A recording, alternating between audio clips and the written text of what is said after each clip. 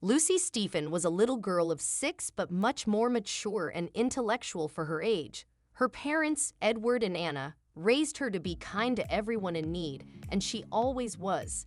For instance, every day, little Lucy would leave a bit of her lunch for Tommy, the miserable puppy who was quite friendly with her school's security guard and had grown to like her ever since she provided him food.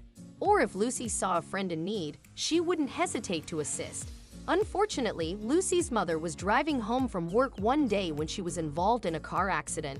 She was confined to bed and required expensive spinal surgery.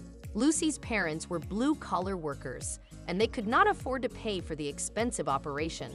Even combining savings and insurance funds would have been insufficient. They tried to enlist the help of friends and neighbors whom they had previously helped, but no one stepped forward to assist them because the money required for the surgery was quite large. Lucy's parents were distraught at the time, believing that all of their good deeds and kindness to others had come to naught. They didn't get any support when they needed it the most, even though they had helped everyone in need. They had given up hope that anyone would assist them and were unsure what to do next until something unexpected happened one day. Lucy and her friends, Rebecca and Ava, were walking down the street to a pastry shop when they noticed a homeless man attempting to climb the steps to a park in their neighborhood. Lucy came to a halt and looked at the man. "Oh no," she sighed. "He looks like he needs help." "Lucy." Rebecca turned around when she saw Lucy wasn't following them. "What happened?" "He needs our help," Lucy replied as she pointed to the homeless man. "He can't climb the stairs." "But he's so dirty," Ava complained. "Mommy thinks that homeless people are filthy. We shouldn't get close to them." "That's right, my mom says it too. She tells me that they sometimes do bad things to children." "Let's go, Lucy. Let's stay away from him." But Lucy couldn't take her gaze away from the man who barely had the energy to do anything. He descended one step and sank on it heavily. He was exhaling heavily too, and his hands were trembling. Lucy could see him in pain. "I have to help him. He'd never hurt us. Mommy says it's a nice thing to help someone in need." And with that, she ran over to the man. Rebecca and Ava exchanged glances, and though they didn't want to aid the man, they followed Lucy. However, as they got closer to the man, Ava grabbed Lucy's hand. "Lucy," she said, holding her nose. "He is so smelly. Please, let's go back." "Yes, Lucy. He looks scary." Rebecca chimed in. "Girls." Lucy frowned. "That's mean. He is just a homeless man. I'm helping him." "But..." The man lifted his head and stared at the girls before Ava could say anything. "Please," he begged, his voice deep and moaning. "I am not a bad person. I just require help. Can you help me climb the stairs?" The man's deep voice startled Ava and Rebecca. "Sorry, but we have to go," Rebecca said as she and Ava took a step back. Eventually, they ran away. Lucy shook her head and approached the man. "I'm sorry for what my friends said. They are not bad. They are just mean sometimes.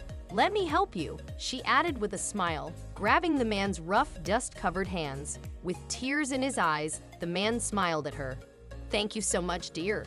You are extremely thoughtful. May God bless you." "My mommy and daddy always say we should be nice to everyone," she said cheerfully. "But your hands," she said worriedly, "they're shaking. Are you okay?" "I haven't eaten in days, sweetheart," he replied with a sigh. "I just needed to rest, so I walked to the park." Lucy paused. "If you wait for me here, I can get you some food from my home. But first, I'll bring you to the park, okay?" "Oh, thank you, thank you," the man cried happily. Lucy rushed home after assisting the man to a park bench. Her mother was in her room, and her father was at work. She quickly put some bread, milk, and biscuits in a bag and returned to the park to offer them to the man before her mother saw her. However, when she arrived at the park, she saw the man was unconscious and on the ground. "Mister," she said worriedly, "please wake up." "Oh no, he's sick." "What do I do?" she wondered. Suddenly, Lucy turned around and noticed a woman standing in the distance, talking on her phone. She hurried up to her and pulled her overcoat to get her attention. "Excuse me, could you kindly help me?" The woman turned to face her and grinned. "Sure. What do you need, honey?" "There's a man there. He needs help," she cried and quickly led the lady to the homeless man. The woman immediately dialed 911 as she saw the man on the ground. The ambulance arrived quickly, and the woman and Lucy accompanied him to the hospital. Shortly after, a doctor arrived to check on the man but turned pale when he saw the man's face. "Dad," the doctor said, shocked. "What happened to him? And where did you find him like this?" "We found him in a park," said the woman. "This girl found him. I just happened to be around and helped. She also insisted on coming here with him." "Please take him inside immediately," the doctor instructed the attendant, and informed Dr. Stevens about the situation. "Tell them the patient should be kept under close supervision." As the homeless man was led inside, the doctor crouched in front of Lucy and asked, "Where did you find him? What happened to him?" "I found him on the park stairs. He was really weak, so I bought him food from home," she explained, holding up her bag, which contained the items she had taken from her home. "Will he be fine?" "Thank you for helping him," the doctor said with a smile. "He'll be just fine. You should go home now since your parents might be worried." Lucy was about to leave the hospital with the woman, but she suddenly came to a halt. "Can you treat everyone?" she asked, turning to the doctor. "Even my mom?" "Of course," the doctor replied, "provided you tell me why she's sick."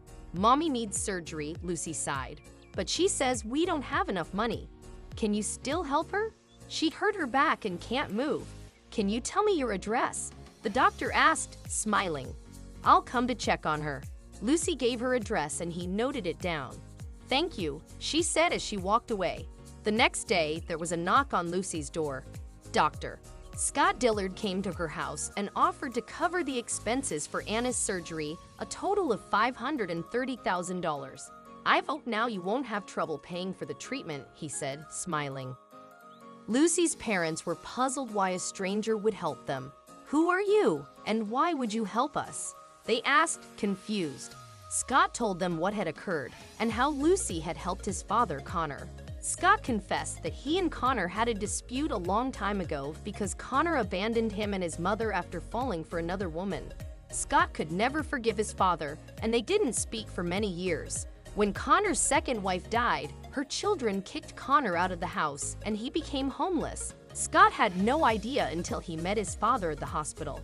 "I don't know how to thank your daughter," he said. "You have raised her well. She's an incredible child."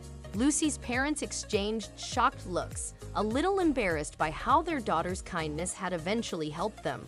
They had lost confidence in the good when no one helped them, but then their 6-year-old daughter rekindled their faith in kindness when help came to them all as a result of a good deed. They thanked Scott for being considerate enough to assist them. A week later, Anna's surgery was arranged, and it went without a hitch.